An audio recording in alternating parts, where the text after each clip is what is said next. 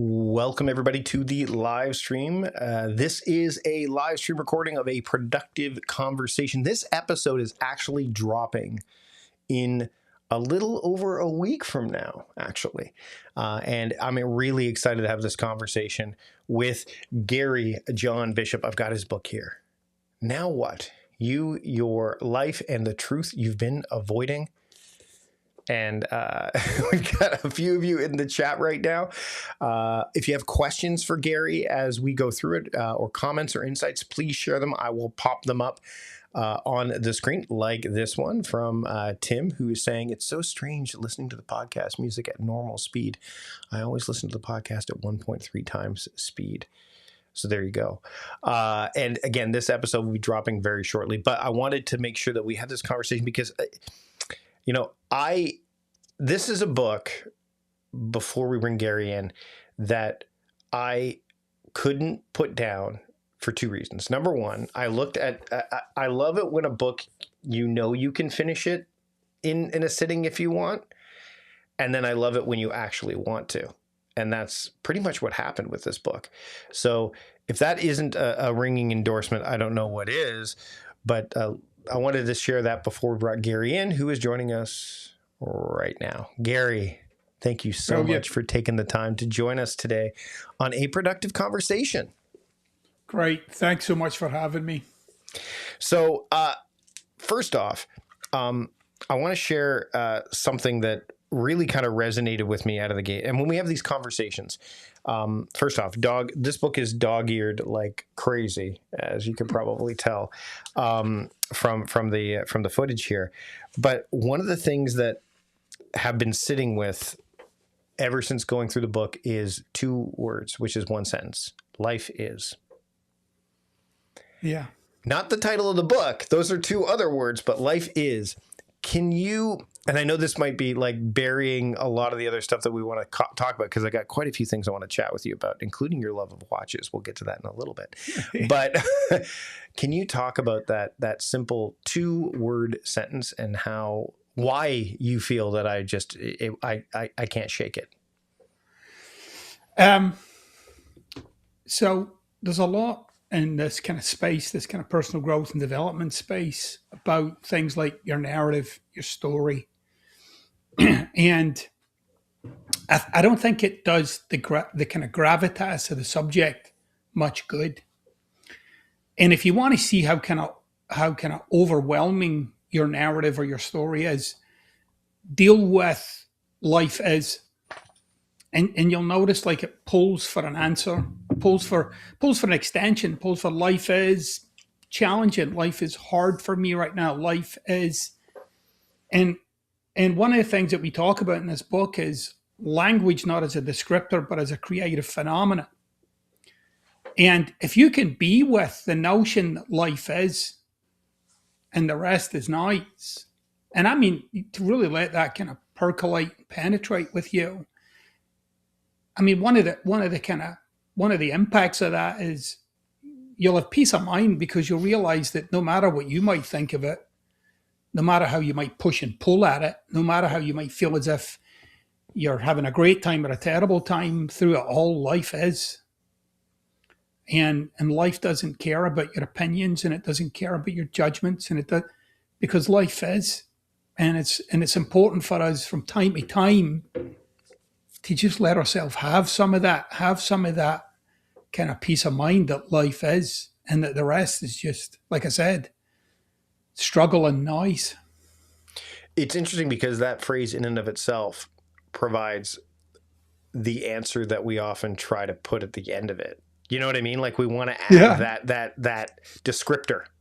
But right. is the descriptor. That's what really, and again, this goes back to your language thing, the idea of language. Right. I am as I was going through the book, the suffix ness kept showing up, like kindness, like all of, and I'm like, oh, we're speaking the same language here. Because when it comes to productivity, I think it's so messed up that we get focused on the activity of producing that we don't get focused on the state of being productive, which is productiveness, which is what we used to do. There's so many things, and you bring up like kind of the old, like some of the old texts that you read, not terribly old for the record. Like, you're not going incredibly far back, but most Right. of the things that you kind of are inspired by or are, oh, your internal temperature is high.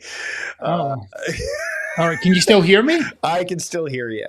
All right. I It, don't know what happened there. Okay. it's your camera. Your camera is running hot. It'll be back in a minute, I'm sure. But nonetheless, well, hey, life is right. That's great. Brilliant, But Mike. That was brilliant. What a segue. but can you, as we wait for things to kind of cool down a bit, talk about the why you have such an affinity to language, and just the kind of the depths that because you explore like quite a bit about language in the book. Why do you feel like language is such an important thing that we maybe don't give it the attention that it deserves? Um, in my view, language is the thing. Like there is nothing else. Like you are a creature of language. And one of the problems we have with language is we think, and I talk about this in the book, we think it's kind of like an after effect. So I feel and then I speak, or I see and then I speak. But we don't realize that you're not just speaking in a vacuum. You're speaking from a very distinct place, like a locus, if you like. And my kind of field, if you like, is ontology. That's my bag. That's ontology is where I'm coming from, and all of this.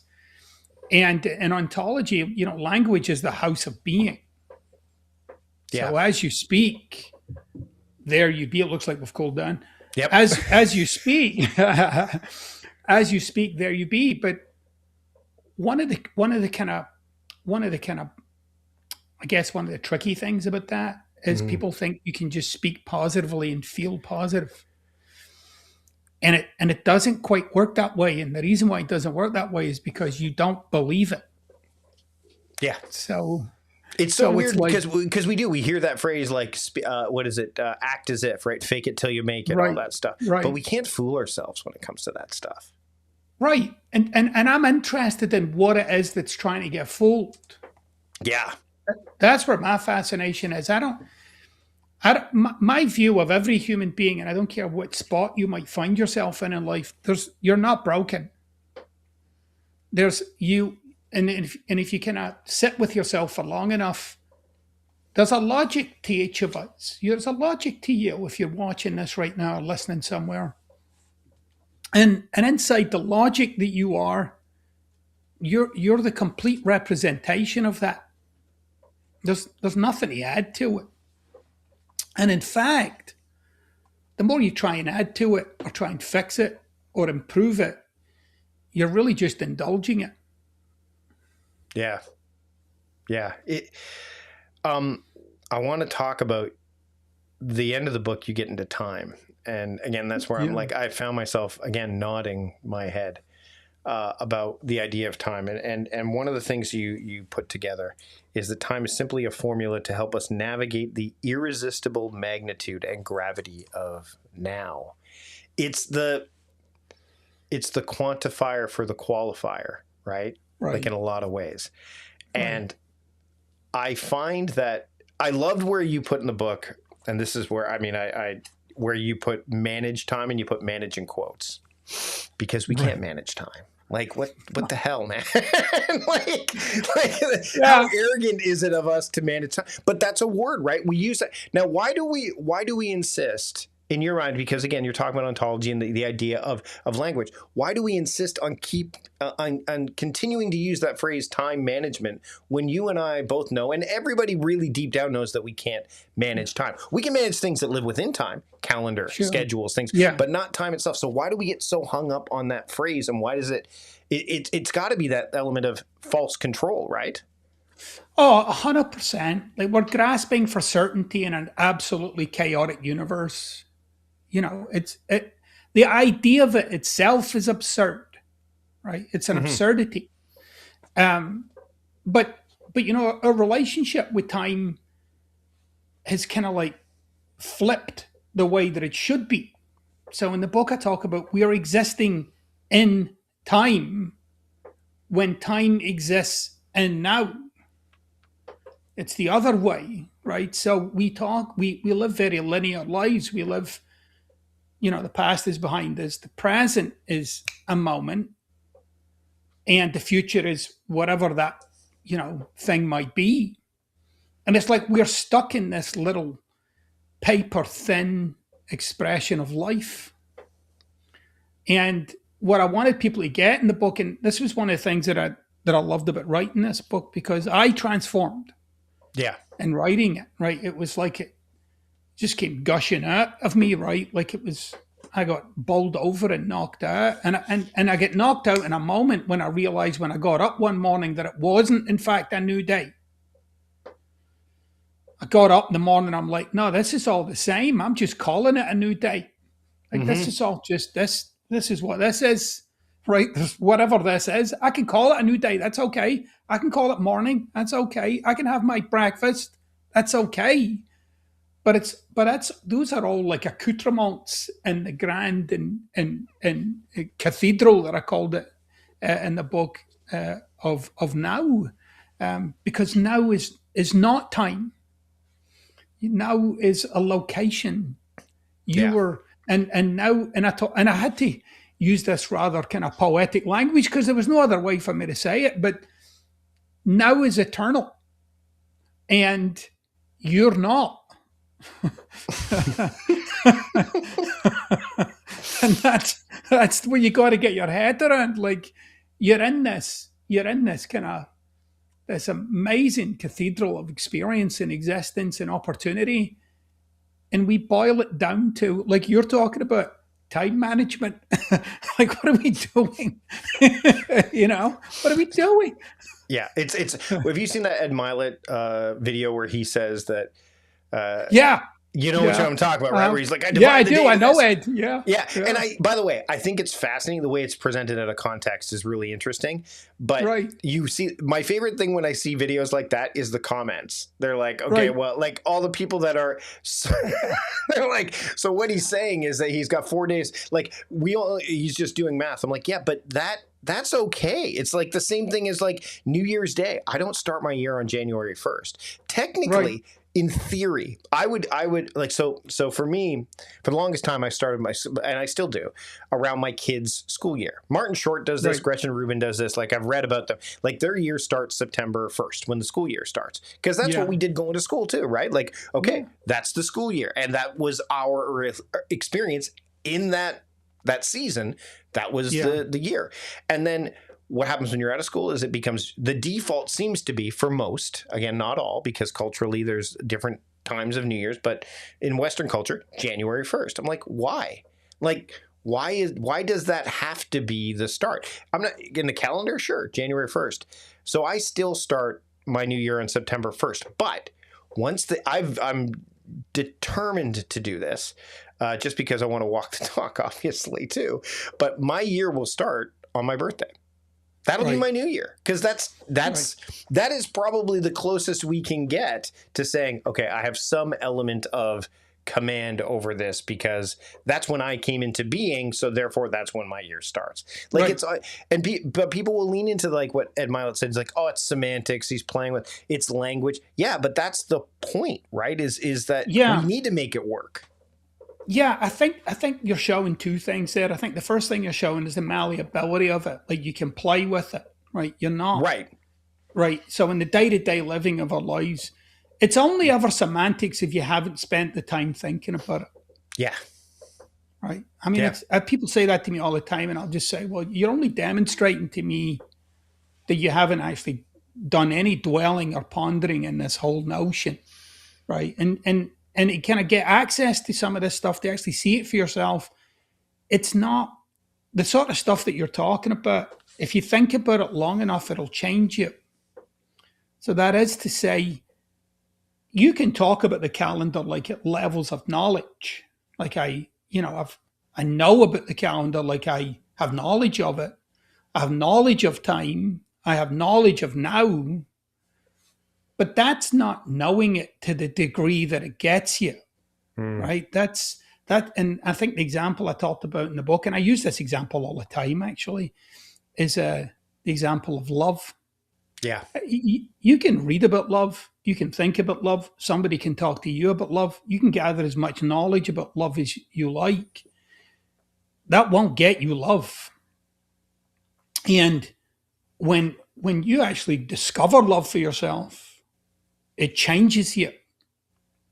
It Mm. changes you. And my assertion is that you have to discover now. You can't. It's not a bumper sticker. It requires thinking on your part. It requires, like the word that I love to use, pondering it, like Mm. seeing your attachment to that, and seeing your attachment to this kind of linear model of time. And in the linear model of time, which is always on our mind, by the way, it's always on our mind. Yeah. Everything's later, right? It's all later. I can't be great right now. I can't be confident right now. I'm working on myself. I can't be powerful right now. I can't be this. I can't be that. It's all about later, later, later. And I say, there is no later. It's all here. It's all here. There was a famous English philosopher, Alan Watts, Yeah.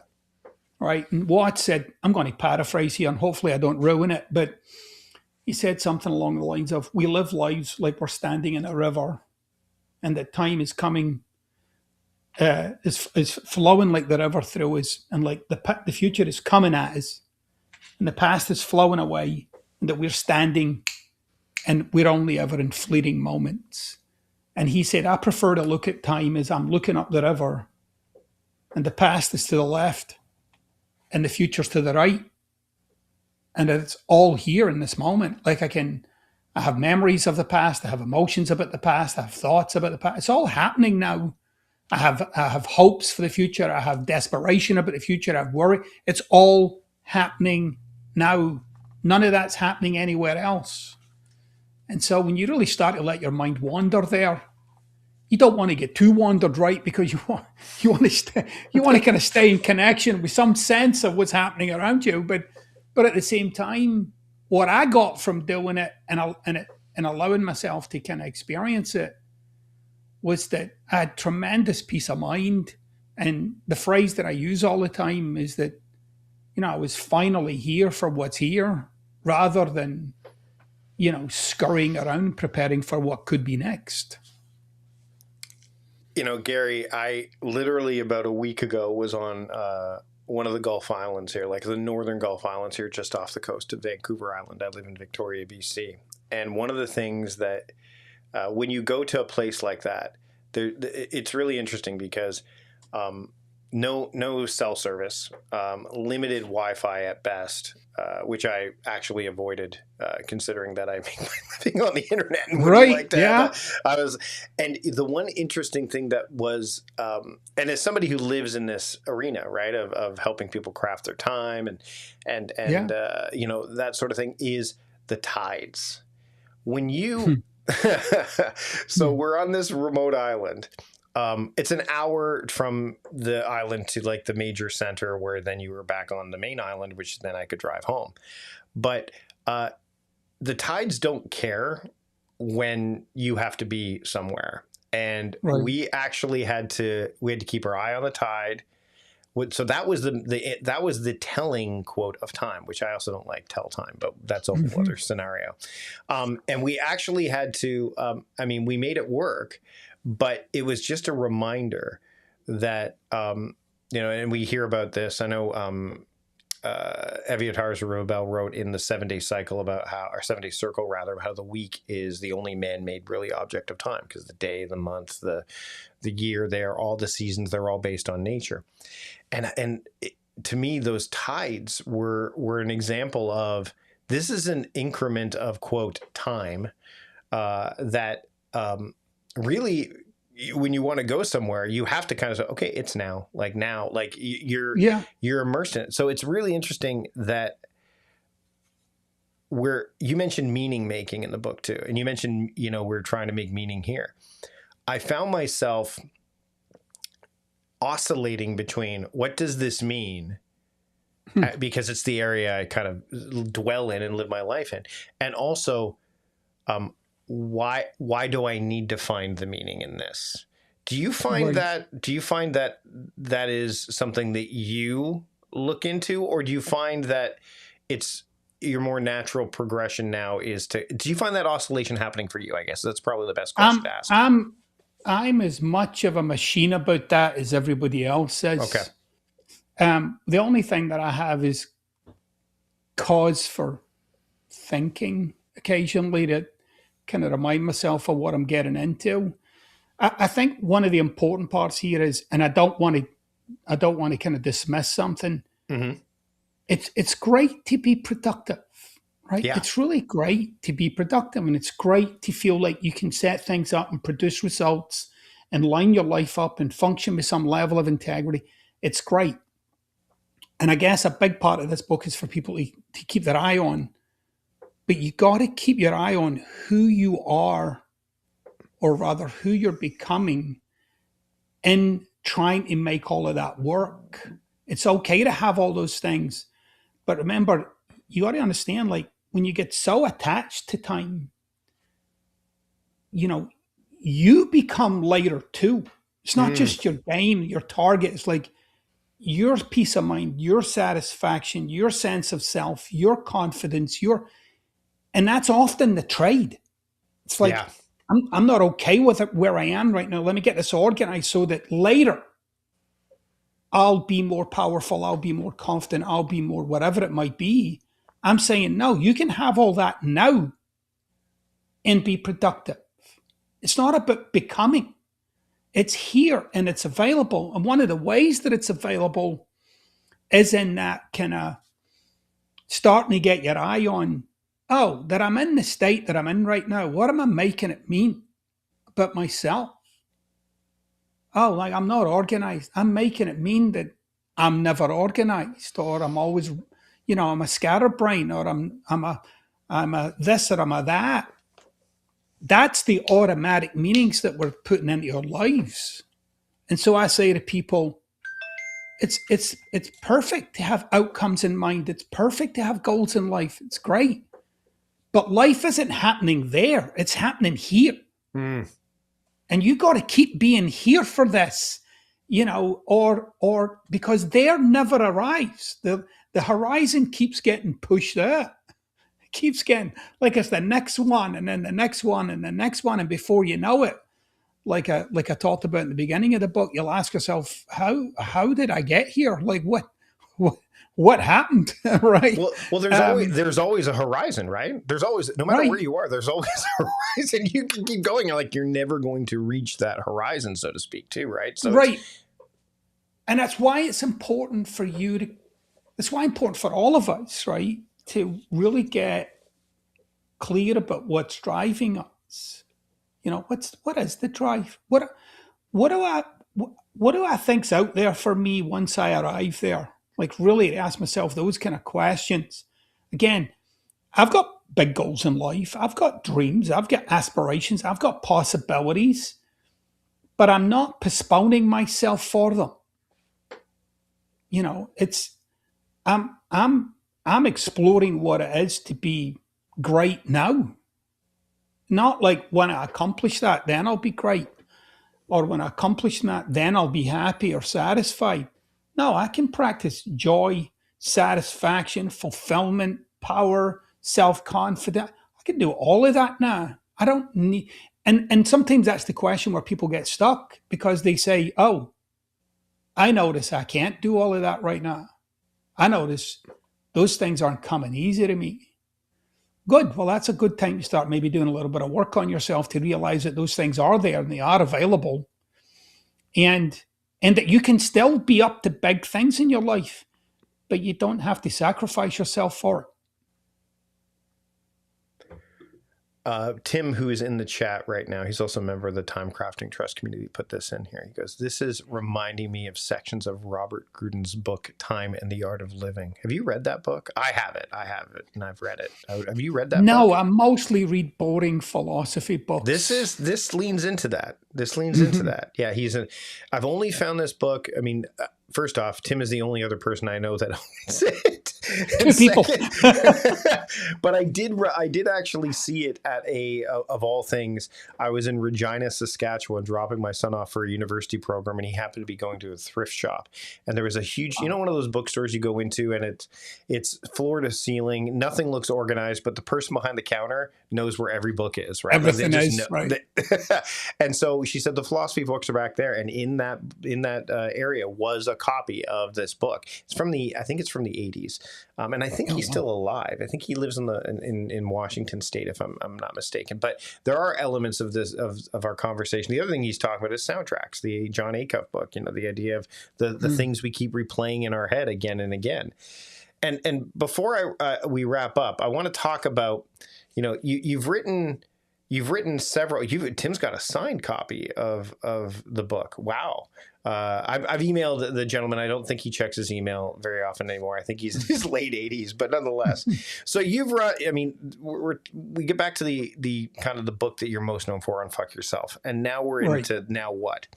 So you've dwelled, like you said, you've pondered, the journey.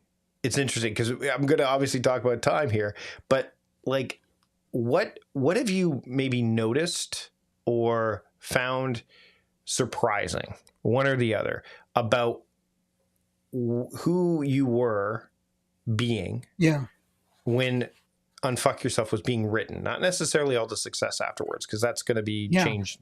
And then now, which we, again, all know is a place. So what have you noticed and or has surprised you about where you are at now?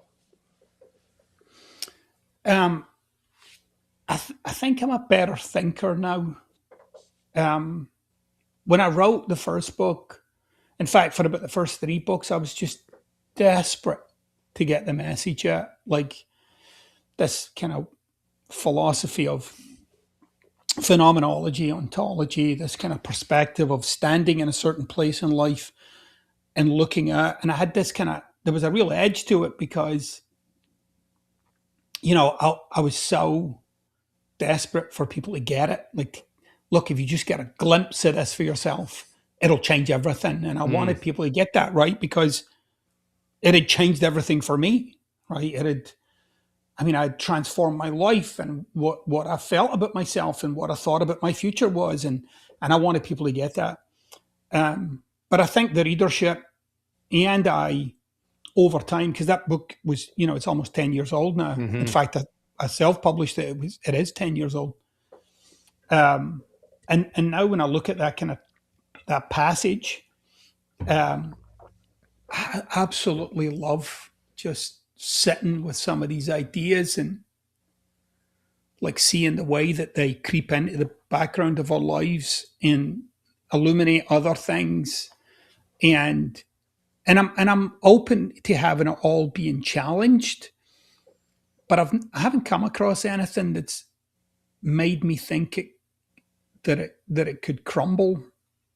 All I've really done over time that I feel as if has really worked for me is I've seen further and I've seen deeper and I've seen more expansive, and I'm allowing myself the grace of not having the answer to everything. I'm not supposed to have the answer to everything.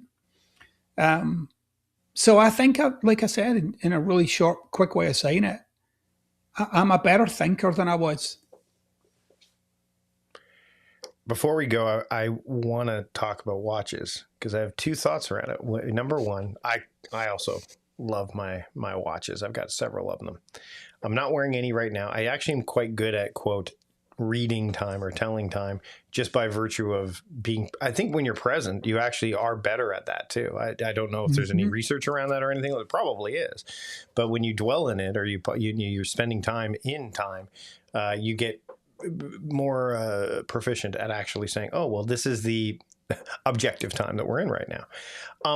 Of all the watches that you have, first off, I don't know if you've ever seen the John Cena interview where he says he wears 2 watches. One is to tell him I what the have not. time. Yeah, there's one. He said, and I'm gonna again paraphrase this, but he wears two watches. One is for time, and one is for perspective. I'm like, that's Aha. interesting.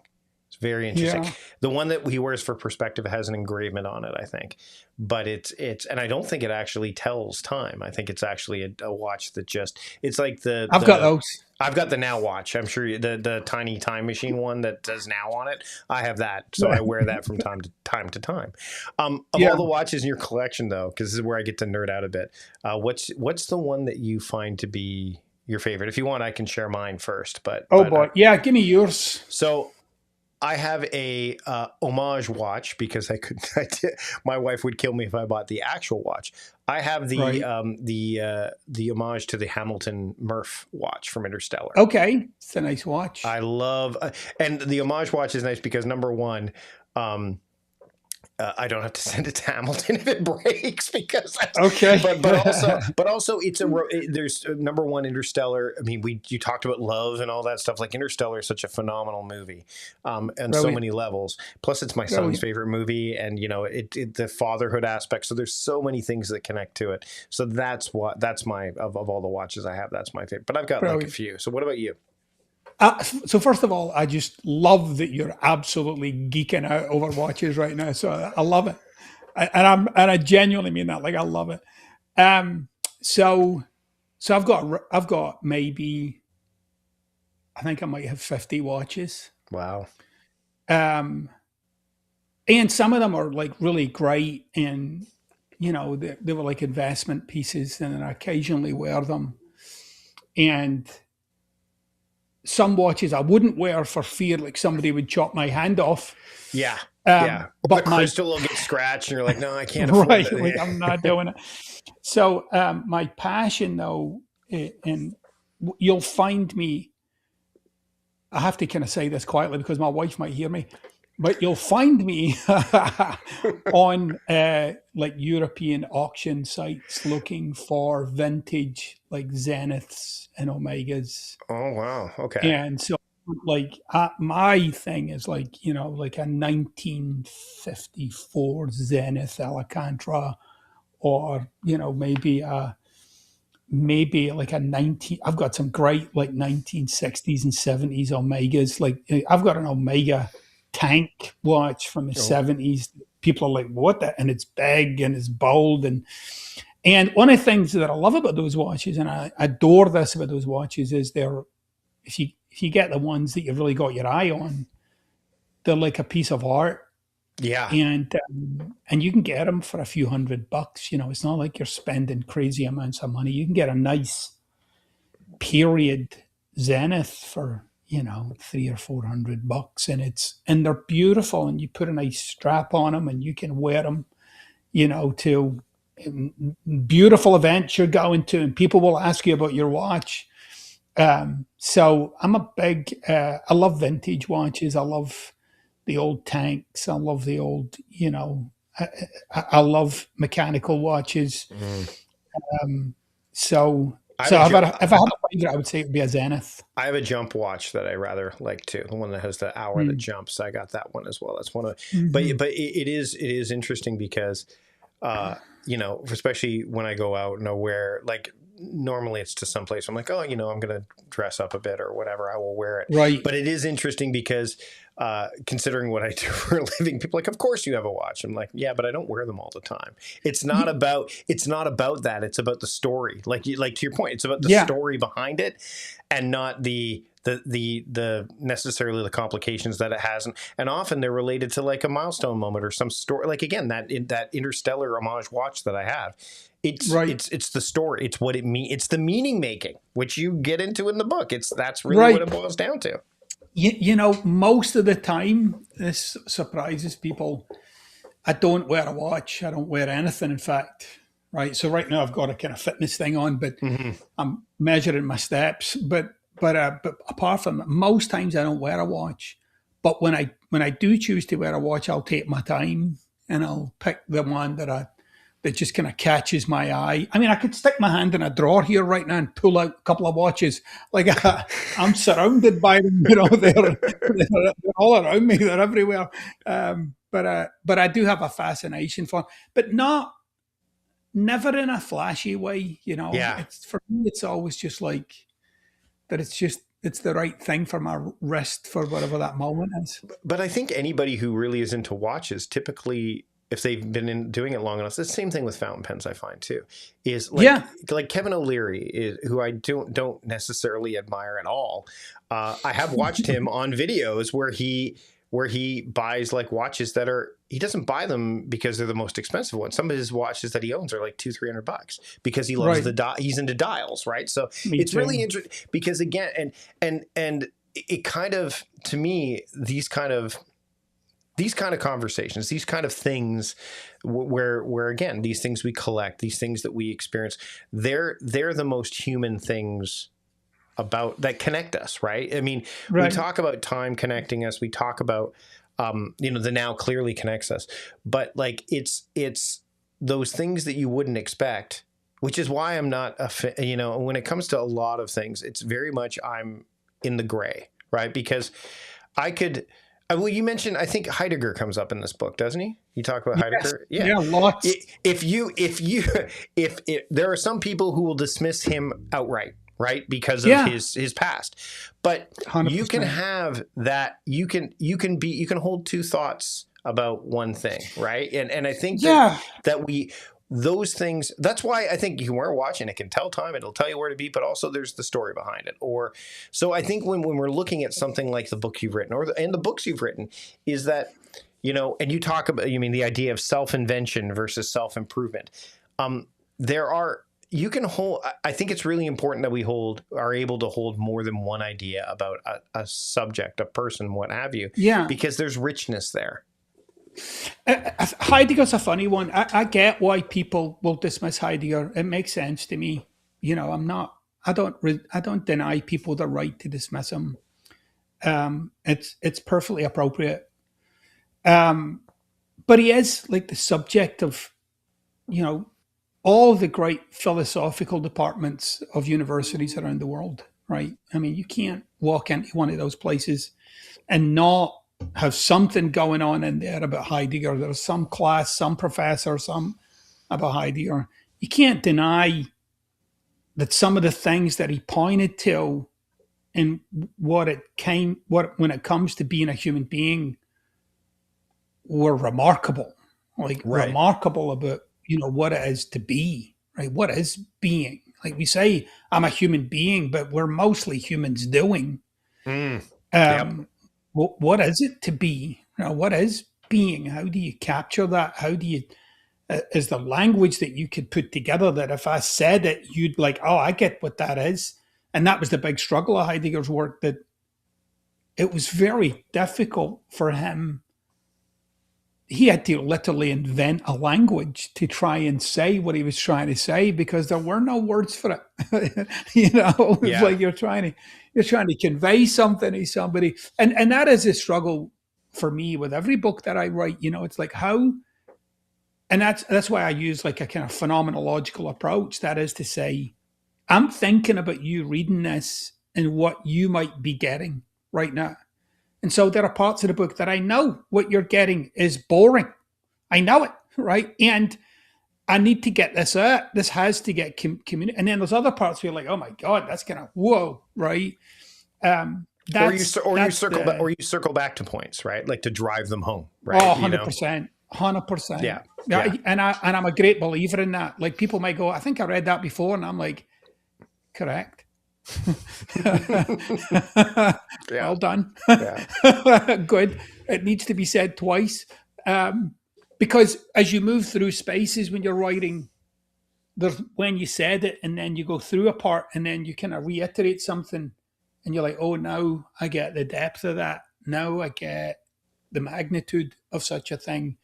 And I think that's another thing that you spoke about earlier. I think that's another thing in the trajectory or the arc of my life I've gotten a much better handle on is what people are going through and how can I communicate this in a way that it lands for you, not like information, but rather like something that shifts you. Gary, this has been a great conversation. Thank you so much for taking the time. The book is called Now What? You, Your Life, and the Truth You've Been Avoiding, much like your camera's been avoiding cooling down. I know. There we go again. It's lovely. Nonetheless, Yeah. Gary, where can people pick up the book and keep up with the work that you're doing? Well, obviously, look, you can buy the book everywhere that you can buy books, right? Everywhere that you can buy books. You can catch up with me and what I'm doing in GaryJohnBishop.com. I'm on Instagram. I'm on Facebook and TikTok, places like that. And then, believe it or not, I have a new podcast. It's called Truth and Conversation. Not like your format. It's not a guest format. It's where, as I like to say, where philosophy and real life collide. And we use the distinctions of the philosophy to start to cut through the morass and understand ourselves and understand our problems better. Excellent. Thanks so much. And before we go, Tim wants to say, intriguing conversation. I guess there's another book on my to read pile now. Mission accomplished. Mission accomplished. Great. Thanks to everybody for joining us for the live stream today. Again, this episode will drop next week. Garrett, can you stick around for a minute after I end the live stream so we can do a quick post-mortem? Tim, thanks for chiming in. Marion, thank you so much. Marion is saying, great talk. Thank you, Mike. Marion's also a member of our community.